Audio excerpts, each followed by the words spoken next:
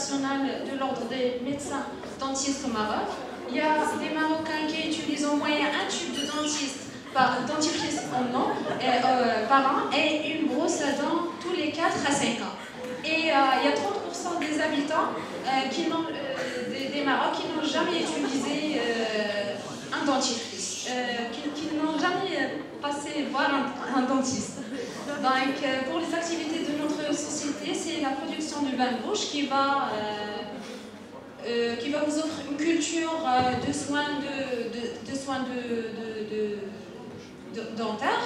C'est un produit qui est bio, comme j'ai dit, qui va valider les qualités pharmaceutiques et hygiène. Donc, pour se différencier aux autres, notre positionnement, c'est le gain de temps. C'est par le biais de l'utilisation des tubes, des sachets qui sont pratiques à utiliser. Si vous avez suffisamment de temps pour utiliser les brosses à dents.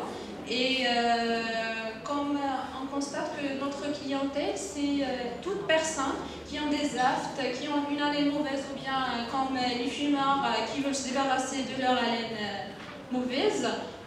Pour les entrevues, si on avait un rendez-vous inattendu ou bien non planifié, donc on peut utiliser un sachet pour se débarrasser de notre haleine mauvaise, et aussi lors de jeûne. Pour assurer le lien avec le client, il nous faut des partenaires en ce qui compte en matière première, les coopératives. Et pour l'emballage, on a besoin de sociétés d'emballage.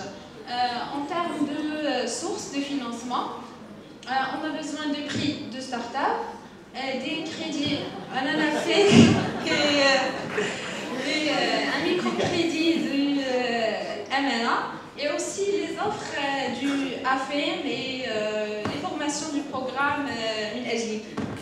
Et pour notre vision, donc, on va commencer bien sûr petit pour raison de financement et pour bien comprendre le marché. Donc à court terme, après une année, bien sûr on veut créer la création d'emplois ou la diffusion au niveau national. À long terme, bien sûr, on va penser à l'export, puisque c'est un produit qui est inspiré de nos grands-mères et pour la diffusion de la culture marocaine.